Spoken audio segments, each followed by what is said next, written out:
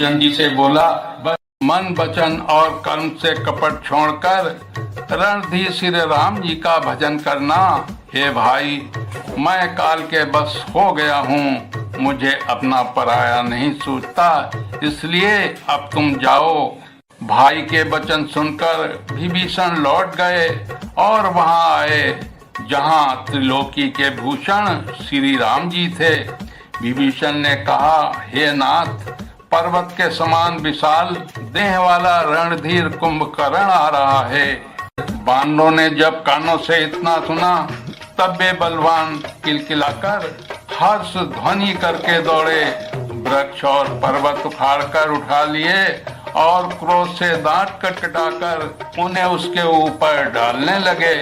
रीछ बानर एक बार में ही करोड़ों पहाड़ों के शिखरों से उस पर प्रहार करते हैं, परंतु इससे न तो उसका मन ही मुड़ा अर्थात विचलित हुआ और न शरीर ही टाले टला। जैसे मदार के फलों की मार से हाथी पर कुछ भी असर नहीं होता। तब हनुमान जी ने उसे एक घूसा मारा, जिससे वो व्याकुल होकर पृथ्वी पर गिर पड़ा और सिर पीटने लगा। फिर उसने उठकर हनुमान जी को मारा। वे चक्कर खाकर तुरंत ही पृथ्वी पर गिर पड़े। फिर उसने नलनील को पृथ्वी पर पछाड़ दिया और दूसरे योद्धाओं को भी जहां तहां पटक पटक कर डाल दिया। वानर सेना भाग चली। सब अत्यंत भयभीत हो गए, कोई सामने नहीं आता। सुग्रीव समेत अंगदादि बानरों को मूर्छित करके फिर वो अत्यंत बल की सीमा कुंभकर्ण वानरराज सुग्रीव को कांख में दाब कर चला। शिव जी कहते हैं, हे उमा, श्री रघुनाथ जी वैसे ही नर नीला कर रहे हैं जैसे गरुण सर्पों के समूह में मिलकर खेलता हो, जो भौं के इशारे मात्र से बिना ही परिश्रम के काल को भी खा जाता है, उसे कहीं ऐसी लड़ाई शोभा देती है। भगवान इसके द्वारा जगत को पवित्र करने वाली एक कीर्ति फैलाएंगे, जिसे गा गा कर मनुष्य भव सागर से तर जाएंगे।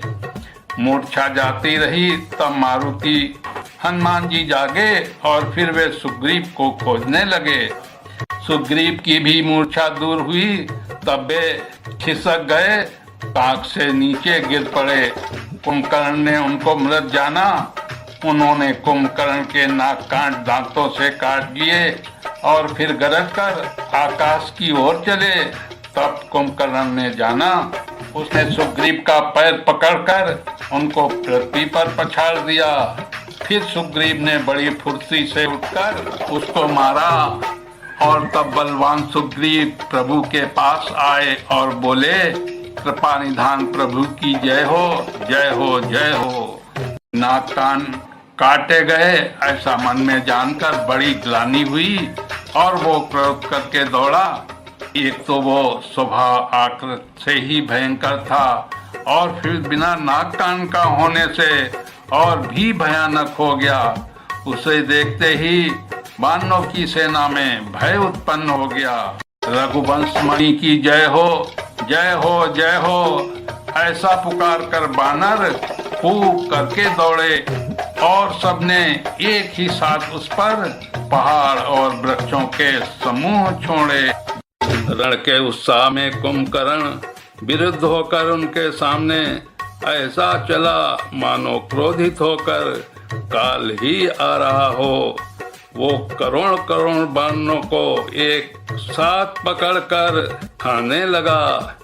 वे उसके मुंह में इस तरह घुसने लगे मानो पर्वत की गुफा में टिड्डियां समा रही हों।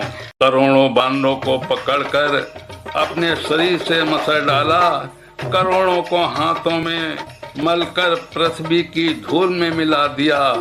पेट में गए हुए भालू और बानरों के ढट उनके मुख, नाक और कानों की राह से निकल कर भाग रहे हैं। रण के मद में मत राक्षस कुंभकर्ण इस प्रकार गर्वित हुआ मानो विधाता ने उसको सारा विश्व अर्पण कर दिया हो और उसे वो ग्रास कर जाएगा। सब योद्धा भाग खड़े हुए, वे लौटाए भी नहीं लौटते, आंखों से उन्हें सूझ नहीं पड़ता और पुकारने में सुनते नहीं। कुंभकर्ण ने वानर सेना को तितर बितर कर दिया। ये सुनकर राक्षस सेना भी दौड़ी। श्री रामचंद्र जी ने देखा कि अपनी सेना व्याकुल है और शत्रु की नाना प्रकार की सेनाएं आ गई हैं। तब कमल नयन श्री रामचंद्र जी बोले, हे सुग्रीव, हे विभीषण और हे लक्ष्मण, सुनो, तुम सेना को संभालना, मैं इस दुष्ट के बल और सेना को देखता हूँ। हाथ में शार्क धनुष और कमर में तरकस सजकर श्री रघुनाथ जी शत्रु सेना को दलन करने चले। प्रभु ने पहले तो धनुष का टंकार किया, जिसकी भयानक आवाज सुनते ही शत्रु दल बहरा हो गया। फिर सत्य प्रतिज्ञ श्री राम जी ने 1,00,000 बाण छोड़े। वे ऐसे चले मानो पंख वाले काल सर्प चले हों। जहां तहां बहुत से बाण चले, जिससे भयंकर राक्षस योद्धा कटने लगे। उनके चरण, छाती, सिर और भुजदंड कट रहे हैं। बहुत से वीरों के तो 100-100 टुकड़े हो जाते हैं। घायल चक्कर खा खा कर पृथ्वी पर पड़ रहे हैं। उत्तम योद्धा फिर संभल कर उठते और लड़ते हैं। बाण लगते ही वे मेघ की तरह गरजते हैं।